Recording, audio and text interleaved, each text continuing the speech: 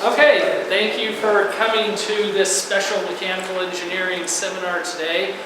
We have a couple of guests from X1 who specializes in the production and manufacture of parts using metal 3D printing as well as ceramics and glasses. They also manufacture molds with sand and a binder that you can use in foundry pours to produce metal parts, which is what we did earlier this afternoon. We have a couple samples here to show you. We have three gentlemen who have been kind enough to join us from all over the country. Presenting today is Nick Studley, who's a regional sales manager coming out of Pittsburgh, out of their headquarters. He got his BSME from Norwich University in Vermont. Prior to joining X1 4 years ago, he was the sales manager for the Extrude Home Company for 29 years and a general foreman at U.S. Steel's Edgar Thompson Works for 10 years. Also presenting is Bernie Potts, sales manager for the Midwest Sand Printing and Mold and Core Production Facility in Troy, Michigan. So he traveled in from Detroit. He's got a BS in business from SUNY Buffalo and a tool design engineering degree from Erie County Technical Institute. He's also been with X1 for 4 years. Before that, he was the owner and president of the Village Casting Company.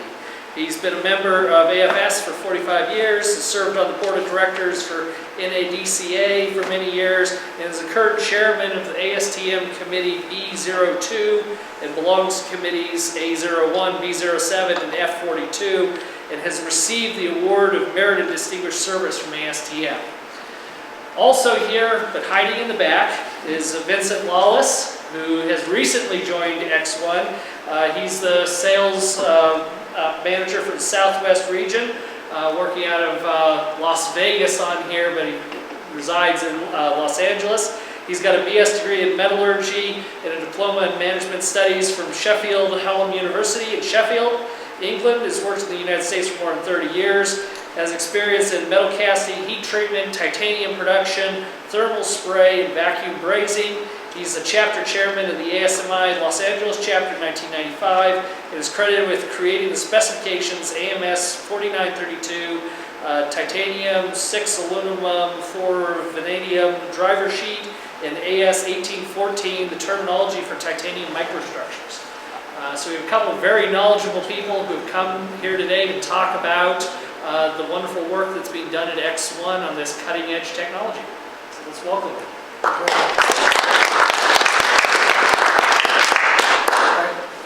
I'm Nick Studley, and thank you very much for taking time, and we really appreciate being here. This is the conclusion of 2 days, and I just want to start by saying you folks have been great in all aspects of this.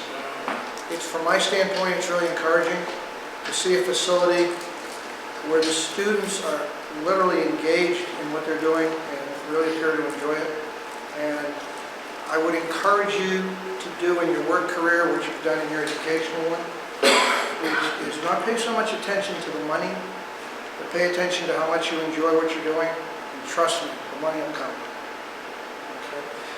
Let's make this informal. This is a reasonable sized group. If Bernie or I say anything you don't understand or you don't believe, please interrupt us, raise your hand. I'm going to use a little different format.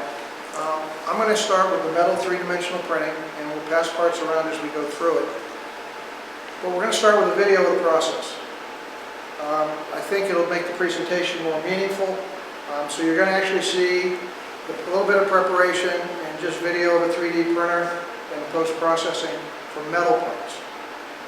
Then Bernie will do the same kind of an approach and do the video before the PowerPoint and get into foundry sand, foundry binder, and things that we actually get you guys to pour that. Okay?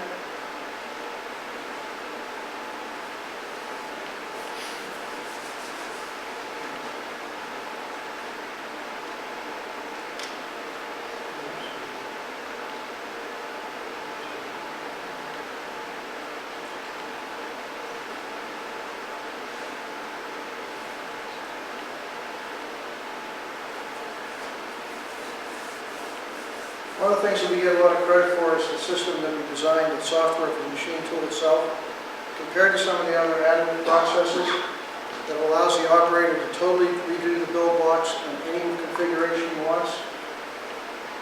These parts I actually have here. These are downhole drilling parts, which we'll talk about a little further in the presentation. But these are stators and rotors that are part of mud motors that go behind drill bits and downhole drilling. One of the unique characteristics of our material is these actually last longer than 4145 steel. But we'll talk about that in a moment. So the operator is basically laying out how he wants to print. And you obviously want to optimize the build blocks. So the machine puts down a layer of powdered metal, in this case 420 stainless, 4 thou, 6 thou thick, depending on what you're doing. Then we use inkjet print head technology. And we put down thousands of droplets of binder a second where we want the part to be. And we actually build the parts a layer at a time. Now it's recoating, putting down powder. I'm going to pass a couple pieces around. If you look closely, you'll actually be able to see the layers. How thick are the layers? The pieces that I have here, every one of them has a 4 thou layer, 120 microns. Powder in all of these is 30 micron powder. Okay. So again, this is 420 stainless, we can do 316, we can do iron, and we can do pure bronze. And all the machine tools that you'll see are unattended machine time. And the new systems today, once you get them going, will call your phone if there's a problem. Plus you can access them with an app and see how they're doing. So he printed, he put the whole build blocks in the curing oven. Now he's removing the unused powder because he's going to want to reuse that for the next print. It's a vacuum system. Now these are green parts, so he's going to handle them gently. And there is a technique to removing the green parts. There's also a stilt added onto the OD of the part, and that's to wick the bronze in that we'll use to get the density up to 95–96%. And you'll actually see a little more of that in a moment. But what we're doing is making a material that's 60% 420 stainless, 40% bronze, and it's a metal matrix. It is not an alloy. Now he's setting up a graphite crucible to go into the vacuum furnace. He's adding some stilting, and that stilting is the pathway for the bronze.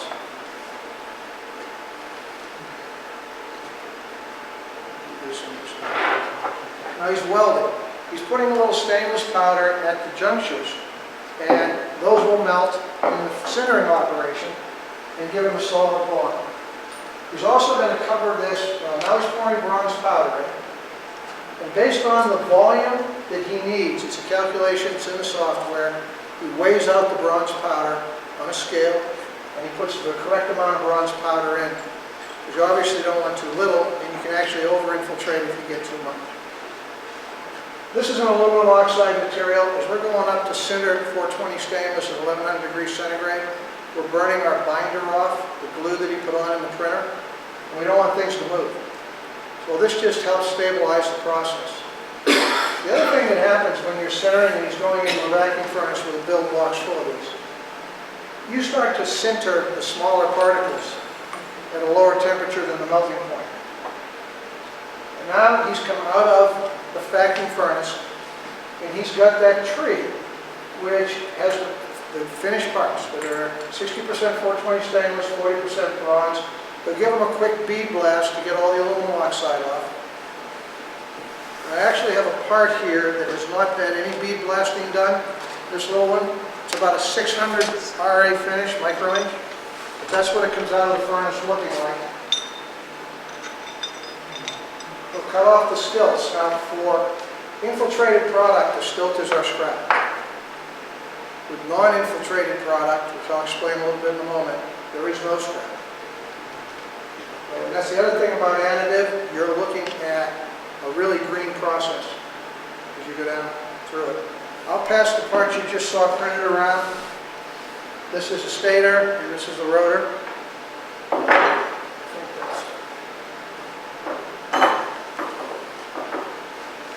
What sort of tolerance are you aiming for with this process? In metal, what what we use is the powdered metal tolerance. So plus or minus 0.5% of a given dimension. Now we can do 30-inch part, 29-inch parts. That's atrocious as far as the tolerance goes, because it gets up around over 100,000. But if you do 3-inch and under, that's a pretty tight tolerance. So if I'm doing a 28-inch part, and you've got holes located on each end, I won't print it. I'll let you drill it. But it is a near net shape process. In fact, all the additive processes are near net shape. Right? The only one that I know of that you can use as printed is what Bernie does with sand, making cores and molds. But any of the folks doing metal, it's near net shape, and there will be some conventional machining afterwards. In the case of the stators and rotors, the ID and the OD have to be conventionally sized and machined. Okay. Can I ask a question? I didn't quite understand the process. Yes, sir. You're injecting, or you're laying down the stainless steel, and then with a binder, you burn the binder out. How do you get the bronze? Wicked. Capillary action, the stilting that we put on, when he was building that in the graphite crucible, those rectangular pathways, the bronze melts at around 850 C. So you're infiltrating the liquid into the... We're actually wicking through capillary action, molten bronze, through the stilting, into the part. Okay? And it actually happens while we're still sintering. And I have a couple of scanning electron microscope photos to show you what that looks like. Yes, sir. Could you design the print process to actually control porosity? In other words, if I'm you going to actually answer that want to really porous easily. metal, There is a market for printed metal filters. Okay? And porosity is the key. Now the easiest way, and the way you start into that business, is don't infiltrate the bronze at all. All right? So you now have a 60% density. So to some degree, and that's a simple answer, part of it, you can control it. I was thinking an outer dense shell with an inner porous, because it just dawned on me something I'd be able to print heat pipes, and that would be really interesting. Today, I'm going to answer today, no. Okay? Down the road. I get asked a lot, can I print aluminum and stainless, and aluminum and stainless, and aluminum and stainless? The answer is, could we rig a machine to do that with 2 recoders? Yes, but you have to worry about packing densities. Okay, and the same thing's true with what you said. So if one material is denser than the other, you have to be careful that they don't settle out in the build box. And your wasted rate goes just through the roof at that point, right? Sure. You can't recycle your hot once you've done 2 different layers. Well, it's worse than that. If you need a certified part, I have to start with all new powder. And one of the detriments of not having to throw away the used powder, I can never use that powder again for a certain part, because it's already been used with. So people say, why does it cost so much to get a certain part? It's an issue of economics. But could the build box be preloaded and downsized for certain parts? Sure. So there's all sorts of answers. There are so many opportunities in additive manufacturing right now. The hardest thing in the world for us to do is pick a direction to go in. We've had 3 or 4 cases in the last 2 days here where people would say, would you work with us in this vein, or would you work with us in that vein? And the answer is, send me a model of what you expect us to do with the business case, why we should do that, and I will take it to management. If you just think about materials that people want us to print, all the different ceramics, all the different metals, all the glass applications. Bernie's group is experimenting with different casting medias other than sand. And there's only, you can't use all your resources for R&D, although we've come pretty close. Yes, sir. It's really the only familiarity I have with metal printing is electron beam melting with Arcam. titanium. Yeah. And so, like porous surfaces, I believe they were doing that with titanium with that technology. Yep. So can you do No, titanium stuff at the with moment this? we cannot. Arcam is a good outfit. They do titanium and aluminum. We do not at the moment. Those are reactive metals. The machines have to be built differently to control the power. Okay? They are not. I actually have had a conversation recently with one of the largest aluminum companies saying, we're prepared to help you fund modifying one of the machines in order to be able to do the materials they want. But I would not sell you a machine today to do titanium or aluminum. Now, having said that, you have a gentleman here who has one of our machines at Montana Tech, and he does titanium. Now, he hasn't run the machine for a few years. And years ago, we modified that machine so it would handle the reactive metals. So it's possible. With binder jetting, you can print anything you can get the powder for. I have machines print sugar for medical applications, certain types of bone replacement materials. I just did a machine for the Lawrence Livermore National Lab to print organics, and they're not telling us what they are. The only thing they have to keep us in the loop on is the binder so they don't ruin their warranty. Okay? Tungsten. We have a good business doing radiation shielding, printing tungsten to replace lead. Did that answer your question? Yeah. I'm going to move through the PowerPoint pretty quickly so I don't shortchange Bernie, which I did earlier in the week. So if I do go too quick, slow me down. Real quick history. We started in 2005. Basically, a gentleman by the name of Larry Rose put a lot of money and effort into it. He bought the licenses for what we do from MIT. Now I mention that because MIT developed the binder jetting process. And there's a lot more companies today doing binder jetting than just us. And it's a credit to the educational group in the folks. We bought the licenses. We then expanded the business. Larry put a lot of money into it. We opened up a couple of new facilities. Larry went to Hawaii on vacation, went scuba diving, and got a heart attack and died. He really got cheated. He was a great man. He really was. Because he did the same thing with other things. His kids did not want the business, which I think is interesting. They didn't think it was going to go anywhere. Larry had a friend, the name of Kent Rockwell, who is from the Rockwells, the aircraft Rockwells, Kent State. Kent is an investment capitalist. He buys companies, makes them profitable, and sells them. He fell in love with the process. So he didn't sell us, he took us public. So we've been public since February of last year. Kent knows every employee by their first name. He visits all the facilities on a regular basis, and he's a major stockholder, and we're very fortunate to have him. So that's simple. When he first bought the company, he put $80 million into it.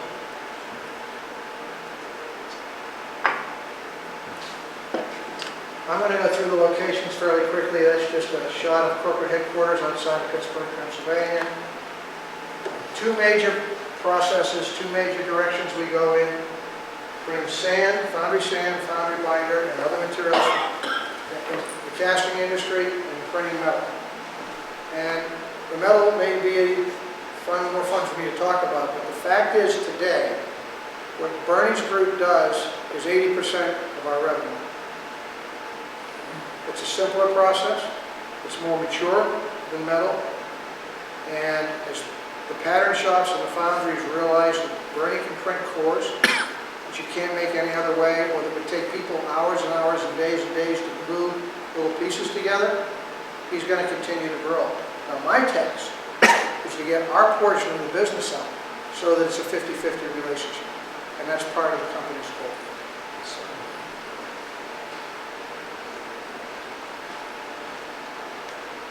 Where are we? If we look at North America, X1 South, West, the two facilities, and Midwest are all printing sand today. They're service centers where foundries and pattern shops and aerospace companies and automotive companies come and say, print our molds and cores, either for prototype or for production. And I'll let Bernie clarify what percentage of what they're at. All the metal today is done in Mid-Atlantic, which is Pittsburgh. The metal machines are built there, but we are going to be printing metal before the end of the year in Germany.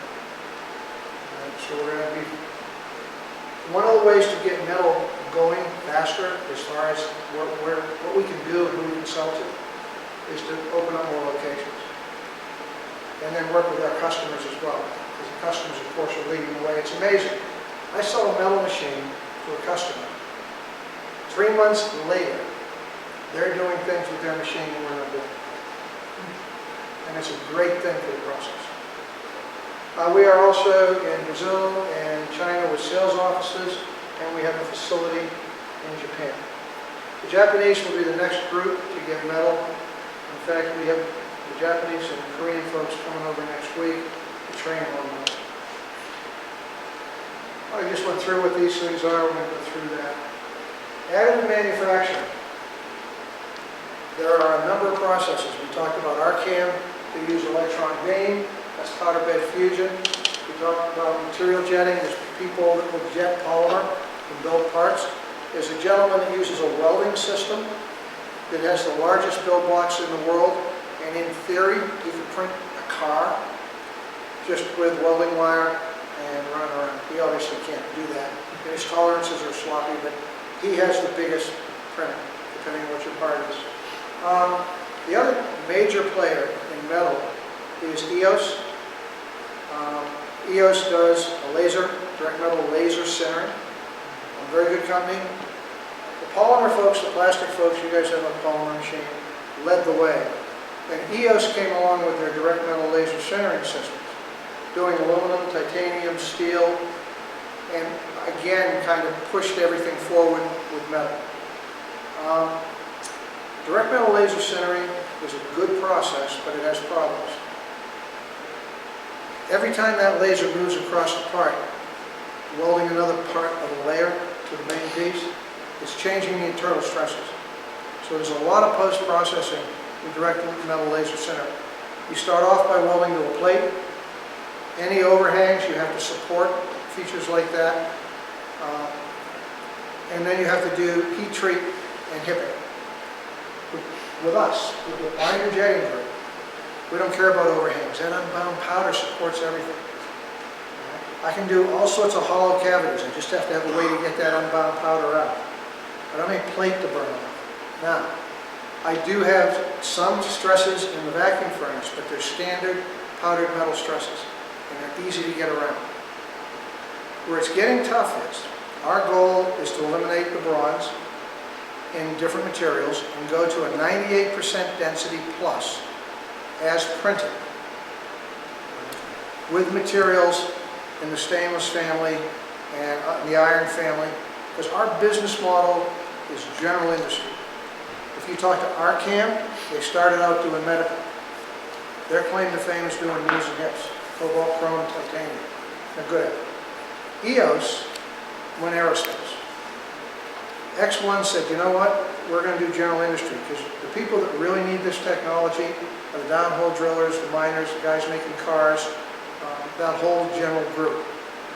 I'll give you a couple quick examples. You're making automotive parts. Everything new in a car needs design. This is a prototype seatbelt wheel.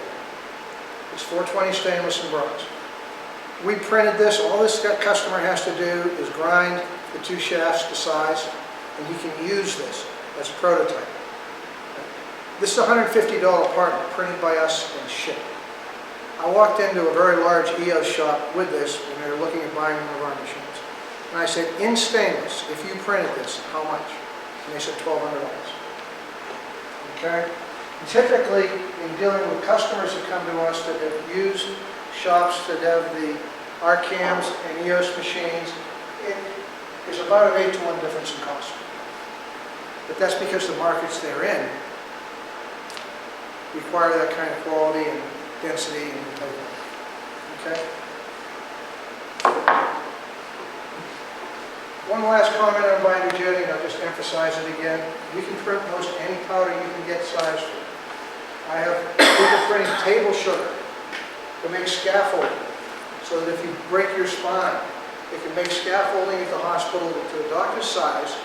If you put the broken pieces back together before scar tissue forms, within less than 24 hours, your spinal cord will heal. So, binder jetting equipment prints little bitty scaffolding, material like this, but in pieces 1/4 by 1/3 of an inch, in sugar. It goes around the injured portion, it holds it together, and by the time the healing has started, it dissolves. They don't have to open you back up. Right? And the list of materials that can be binder jetted, think about graphite. You know, we're hurting the coal miners right now with the EPA with power plants. The coal's a great material. You make all sorts of things from it, like graphite. And graphite fiber, if you print them, and you print with other materials, there's all this research going on using three-dimensional printing for new materials that will be stronger, lighter, and in the case of graphite, possibly cheaper than what we use today. X1 is very fortunate because we're in the right business right now. All right, real quick. I keep saying that, I apologize. When we glue parts together, you saw the layers, the bronze, you saw the inkjet printing. This is scanning electron microscope, the two particles glued together. So when that machine comes out, the part comes out of the printer, it's 60% stainless, 5% binder, and 35% air. Then we go in the vacuum furnace and we sinter to 60% density. Here's two particles that have been sintered together. Okay? So when we sinter, if there was no bronze to wick in, we only get 1% shrinkage, which is why we do it. We can really control our size and tolerances with 1% shrinkage. If we were going to 98% density instead of 60, we would have shrinkages between 18 and 20%. It gets a lot harder to scale properly and maintain size. But with modern computers and software, you can generate the files to get you there, and that's where we're headed. One other thing, there's a whole science in this. This is powder, and what this represents is a droplet of binder falling on it.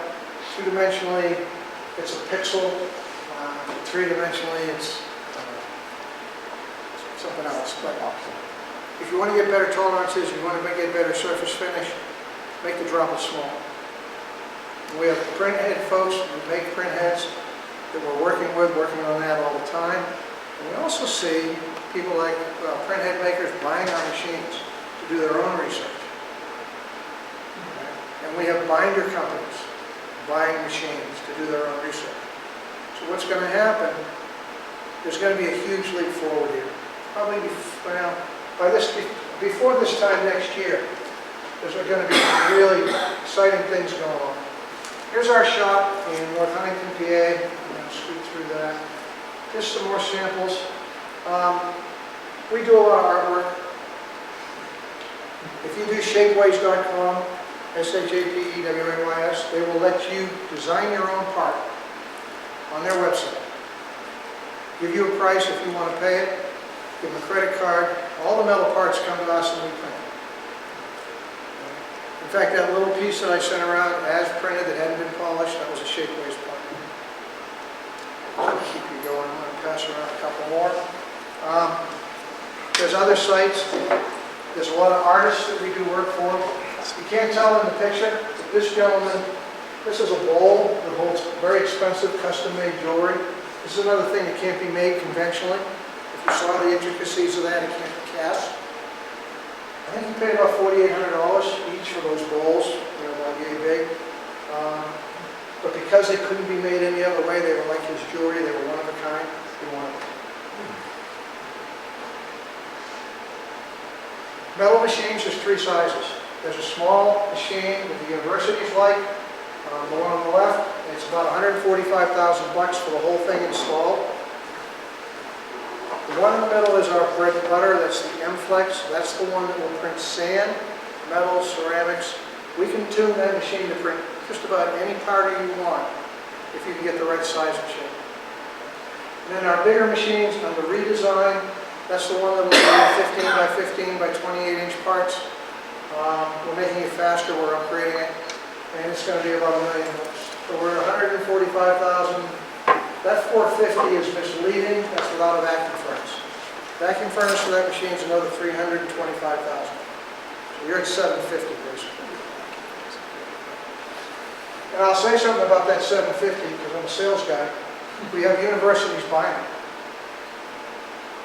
All right, it's really interesting. This is so popular and everybody wants to be part of it, that the universities are getting grants and spending $750,000 on it. I'm going to scoot through these for Bernie's sake. This just gives you a little more input on the machines. Materials we're doing today. Doesn't mention ceramics really, and that's a big one too, but that's okay. Bonded tungsten's a good one. That's printed and then infiltrated with epoxy. It replaces lead. If you go in a dentist office and they're going to x-ray your teeth, that piece of x-ray equipment, except the thing that's pointed at you, is lined with lead. The room is supposed to be lined with lead. The government's saying we've got to replace lead. Tungsten is the next viable, practical thing to use. And by printing tungsten and infiltrating with epoxy, for those kinds of applications where a 60% density of the tungsten, which means low radiation levels, where that's acceptable, we are a good solution currently. When we get to the point where we can print tungsten at a higher density, now we're talking power plants and weapons, which would be another big jump. How low does your oxygen partial pressure need to be in that, when you print tungsten? Say it one more time. How low does your oxygen partial pressure need to be when you print We tungsten? print tungsten at atmospheric pressure. It's not a heated process. I mean, the sintering is later, but the actual printing process isn't. You You don't need to worry about even at room temperatures. Now, the issue is that when you're printing fine powders in our equipment, we do heat the powder bed a little bit, but it's not, I don't think, for the reason you're thinking. We want to make sure that there's no moisture in the powder, because once those darn particles stick together, they're not going to spread it. We insist that customers put the machines in facilities with a humidity of 50% or lower year-round. And then in the bigger machines, the mid-size and the big one, we do heat the powder bed. Okay? But it's a moisture issue, really. The other thing it does do too is it helps the binder dry quicker.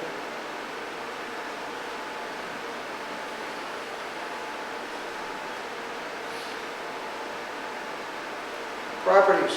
S3 is 316 stainless, S4 is the 420 with bronze, and I'm just going to leave that up there. You can take a quick look. You can see the tensile strength variations.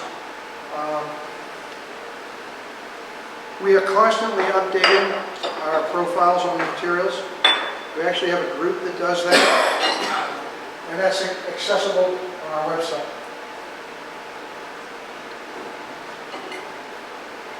I actually have pump impellers in the 6-inch range going at 40,000 RPM in experimental pumps, so we don't worry too much about the material.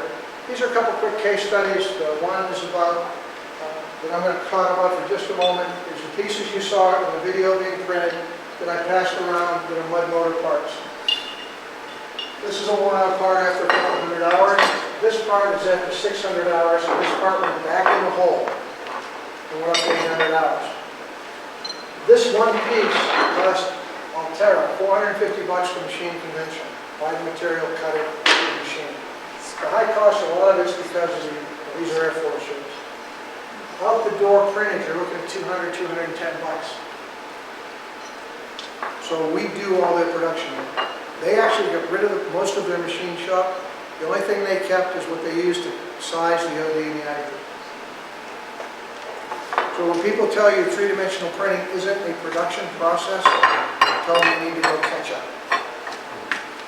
And it is becoming more and more so all the time. This one, I've got these parts here, I'm going to pass them around. We're doing a little bit in the mining industry, in an area where you just want to separate moisture from ore, things like the canner centrifuges. But these are just a couple of prototype pieces that we printed up to again show you what you can do.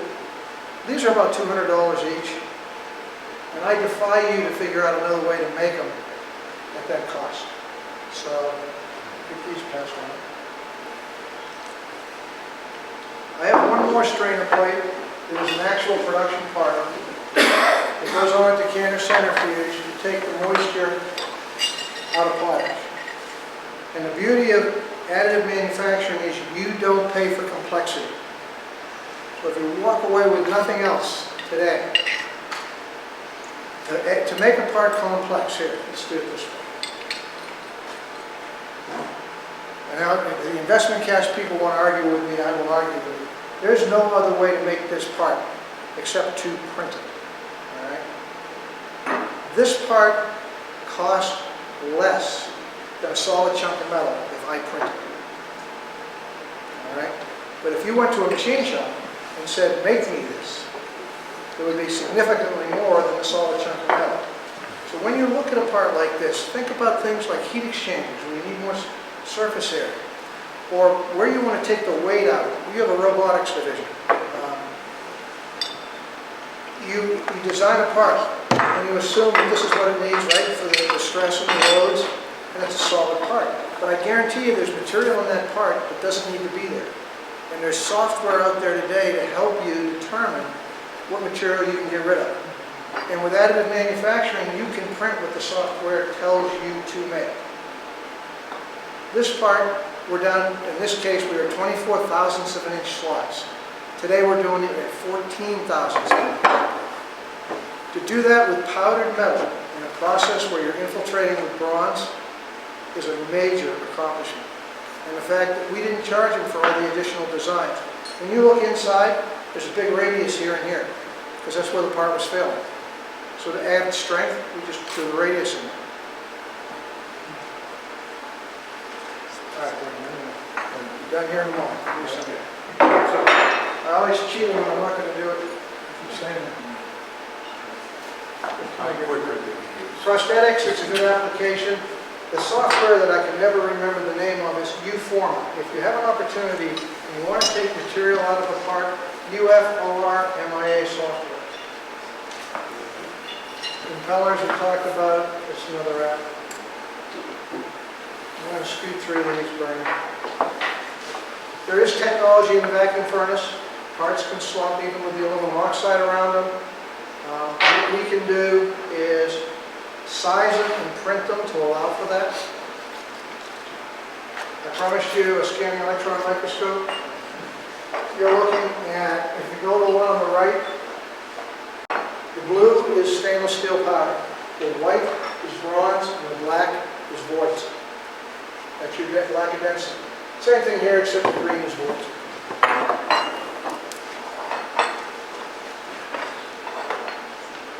People say we can't use it in production. It's not a qualified process.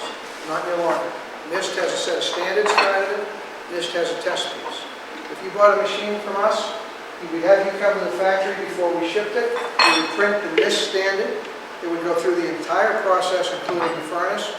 And you would be in QC when we did all the measurements, and you would sign off on it. When we install the machine in your facility, we will print another NIST standard, and we will go through all the same inspection. Okay?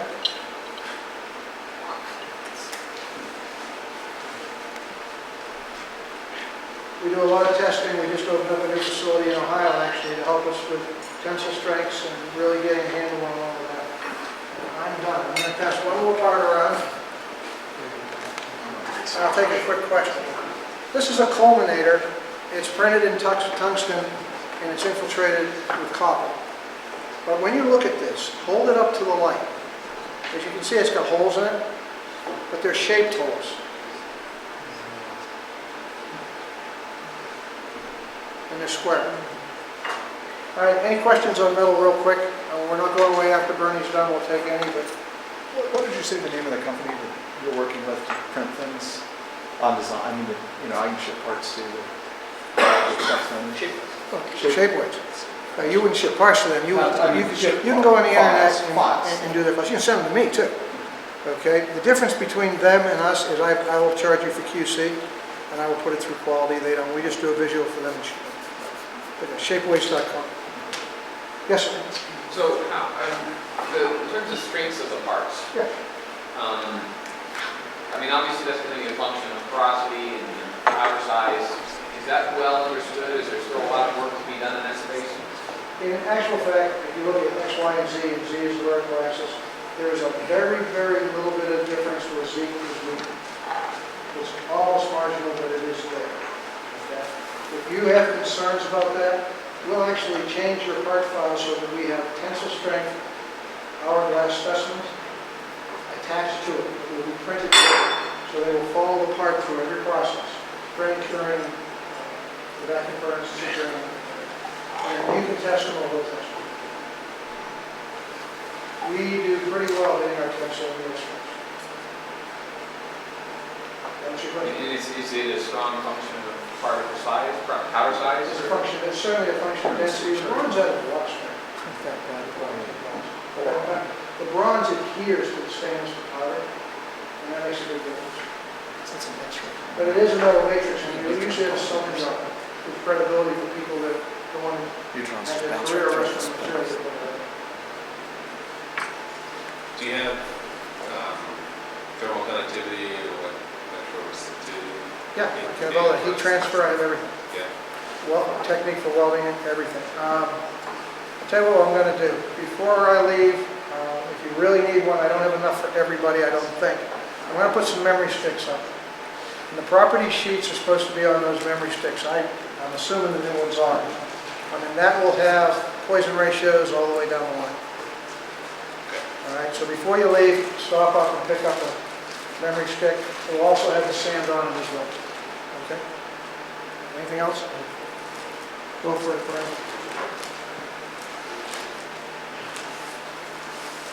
Okay, we have an animation here of the operation of the S-Max machine.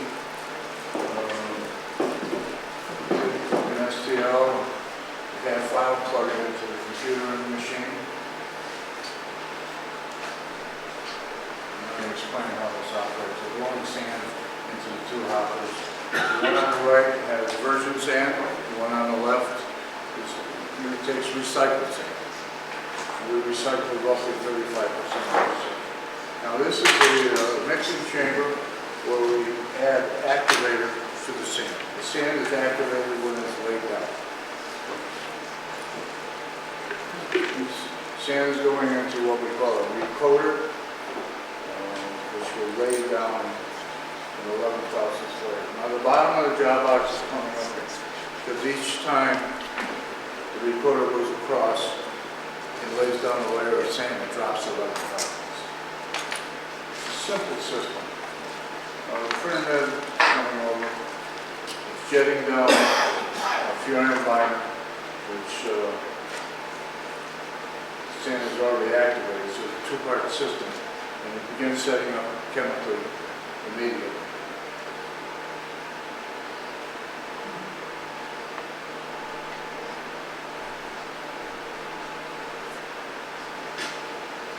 Lay down another layer of 11,000. This doesn't take very long, this particular animation. I wish the machine worked that fast.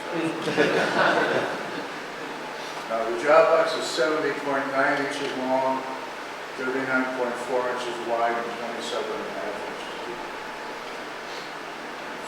Finished printing the job box, comes out. The bottom comes up, we'll vacuum off the loose sand, and we'll separate the pieces of the mold. As long as you keep at least 2 layers of unbonded sand between the sections, they won't stick together. And that's basically how the machine runs. Let me get out of this.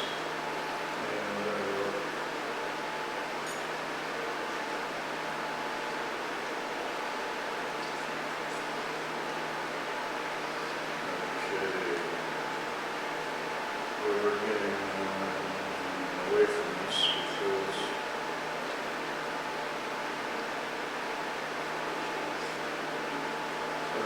I'm in sand printing technology. We call this patternless production, just for cores and molds. You have a casting requirement. You develop a CAD part file. If you're going to go the conventional process, you have to design the pattern in the core box. You have to manufacture the pattern. You have to manufacture the core box. Produce and assemble the cores. Many cores have to be glued or pasted together because they're intricate. You produce the cope and the drag mold, you assemble the mold, and you apply the casting. Well, when you go to patternless production, you develop the CAD file, you run a solidification analysis, where you model, and we also run a flow analysis to see just how the mold will fill. We then would go on and design a 3D CAD mold package. Well, we'll take that design, whether we design for SolidWorks or whatever, convert it to an STL file, plug it into the machine, and print the mold. You save weeks of time. You don't have to produce a pattern, you don't have to produce a core box, print the mold, goes to a foundry, goes cast. Now, I'll give you an example. John Deere, they had a new product come out, and they wanted to get it to market very quickly. So we printed all their cores, and we actually saved them $48,000 on that project. But we did it in 10 days. They had their complete package together.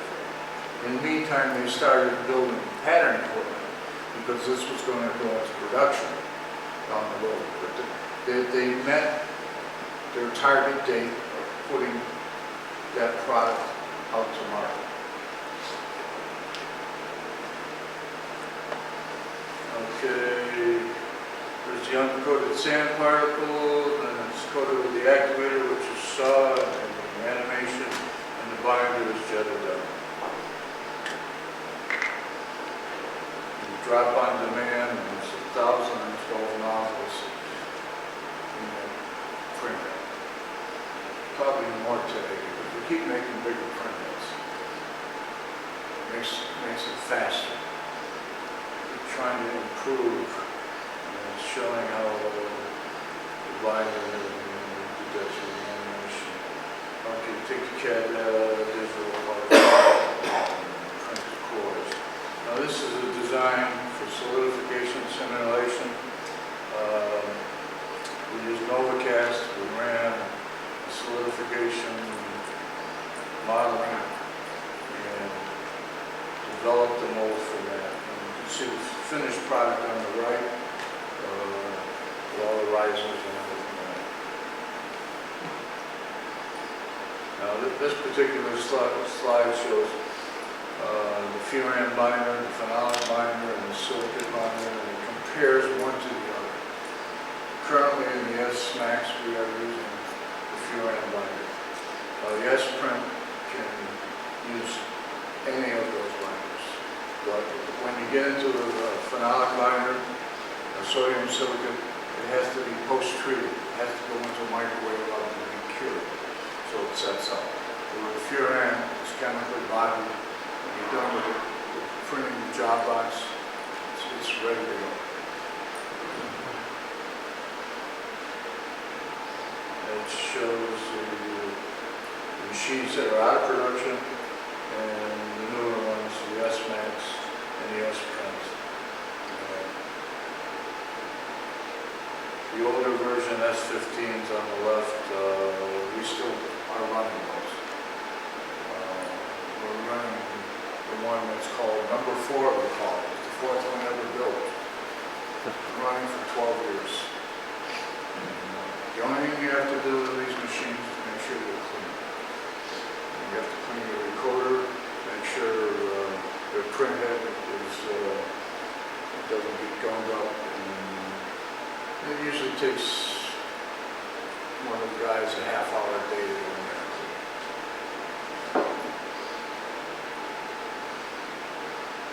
And it's the S-Print, every 40 seconds it throws down a layer. The S-Max, a little faster, every 30 seconds it throws down a layer. It's probably quicker today because we have 2 S-Maxes. One that we put in a year and a half ago and one that we put in 6 months ago. the one that we put in 6 months ago,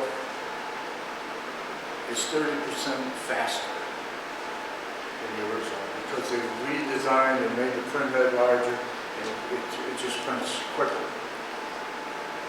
Today, speed is everything. And everything is rush. The build size of millimeters, I'm an inch guy, so.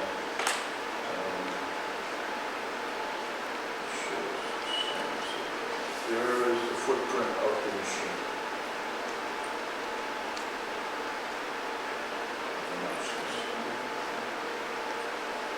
There's the S-print that shows that there's furan, phenolic, and silicate binders. The footprint for that. And there are some aerospace parts of the mold. You can see the intricacy, the pipe course. It was very hard to make it conventional. We have machines all over the world. This slide says there's 71 machines. I believe there's closer to 80 out there today. And it shows which countries where all the machines are. Europe has most of them. Most of them are the automotive companies throughout Europe. Actually, Ford Motor Company has 3 of our machines that they use for prototyping. The industry served aerospace, automotive, marine. There's a picture of our machine in our facility. That's the S-Max. Machines farther in the back are the older version S-15s. We have a total of 5 machines. One thing we do, we control the environment where the machine is. We keep the humidity at 50% year-round, and we keep the temperature between 70 and 72. It allows us, the higher humidity allows us to use less binder. Using less binder is less gas. We also we'll get into this here. Some of our testing equipment. We print test bars in every job. In the X, Y, and Z axis, we print permeability pucks, so we know what the permeability is. On the test bars,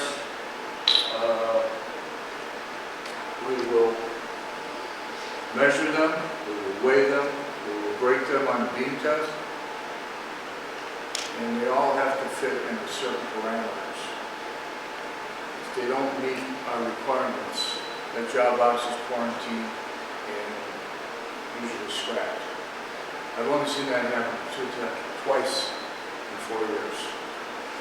There's something with the software that was jetting down. Too much binder here, not enough there.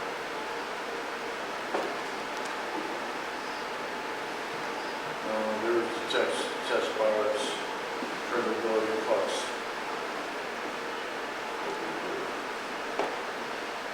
Being test will break. We also print dog bones for founders. When I say dog bones, it's for intensive test. It's shaped like a dog. We call dog bones. It's shaped like a dog bone. And any foundry that requests it, we give it to them.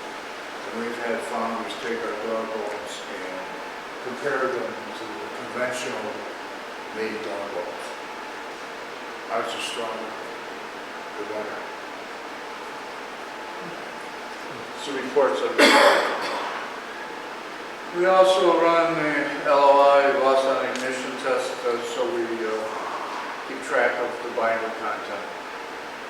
Take a known weight, bake it out, and we weigh it again, and it tells us what we lost. We run with a binder content approximately 1.2% to 1.3. We can go as low as 0.9 up to 1.8. But because we use more than one customer's goes into the job box. It's parts. So we try to keep it at that level of 1.2. Now, if a customer wants something special, he buys the job box, so to speak. But we can also print a short box, where we don't have to print the whole 27 and a half inches. If we need something quick, we can do that in a couple hours. Usually our turnaround, we're quoting 10 days. I can get you parts, molds, cores, in 3 days if you're going to buy it. Just some of the markets we serve: aerospace, energy, oil and gas pumps. We do a lot of pump and color cores. Automotive, we're capable of doing reverse engineering. We have a ferro arm where we can do some scanning. Marine applications, faucet industry. Believe it or not, we have one customer, we fill up the whole job box with little cores that go into a high-end faucet. So, okay, there's some parts that were made for the Navy. The Navy also has one of our machines in the state of Washington. A lot of other parts. Magnesium parts, we can add magnesium inhibitor to the sand, so the magnesium, molten magnesium can be poured into the mold without it having any reactions. Now that's in a core that was used in an aerospace application. Fairly large, it's one piece. I don't know how else you would have made that, other than gluing a lot of pieces together.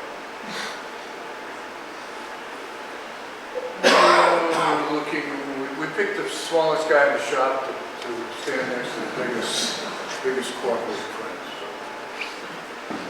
And we're not limited on size of making molds. We've made molds 15 feet long, 8 feet wide, 6 feet high. We just key and interlock the pieces together. There's a large mold. You can see the lift pockets. We use a lot of thread and belts.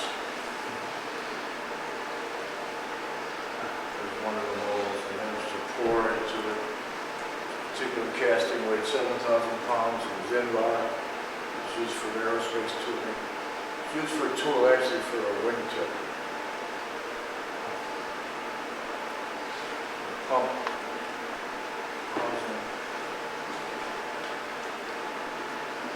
And as you can see, we can incorporate lift pockets, so you can pick up and set your cores, manipulate and move them around. You can always find the center of gravity.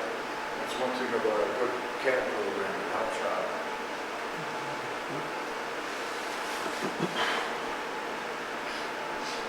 Okay, that particular core on the right for that casting is 8 pieces. The printed is 1. I've been in the foundry in Iowa. The foundry superintendent took me over to the Corbin. The young lady was there gluing 12 pieces together for 1 core. He said, "How would you make that?" We printed it 1 piece. She stepped back and gave me a dirty look, but we could. As I tell people, you think of it, we can print it. But there is one drawback. We have to be able to get the loose sand out of the mold. We can vent through curved pores, what I call snake pores, which you can't do.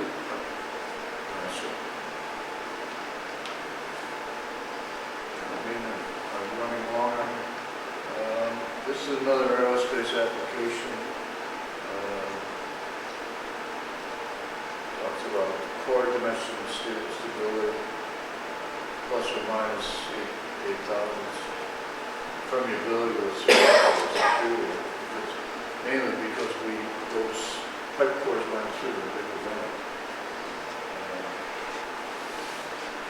surface of finish isn't as smooth as the green sand that was molded or ramped up, but you can improve the surface condition if you want to put a mold coating, a wash as I call it on there, or either graphite or zircon. It fills in some of the between grain boundaries and makes it smoother. Normally, our finish runs anywhere from 250 RMS to 400 on the castings that are made in our molds. Actually, if you look at the bunny rabbit, which was made here today, we had sent a couple molds in and it was poured this afternoon.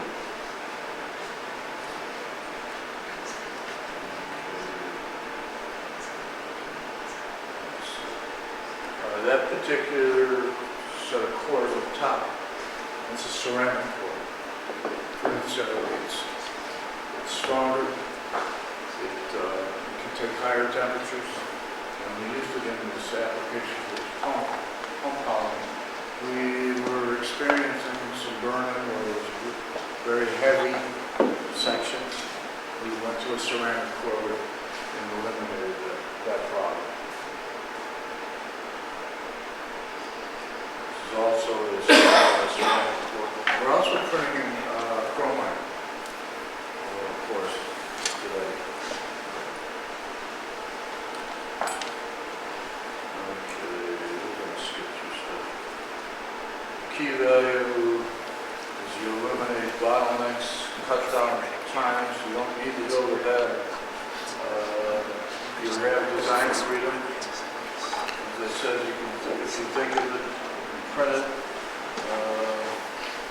It's easy to do a revision. You just change your CAD file. You don't have to go ripping out a courthouse apart to change it or rebuild it. It's a cost savings there. These are some of our customers that we supply services to. And some of our machine customers. And I thank you for listening. Thank you very much.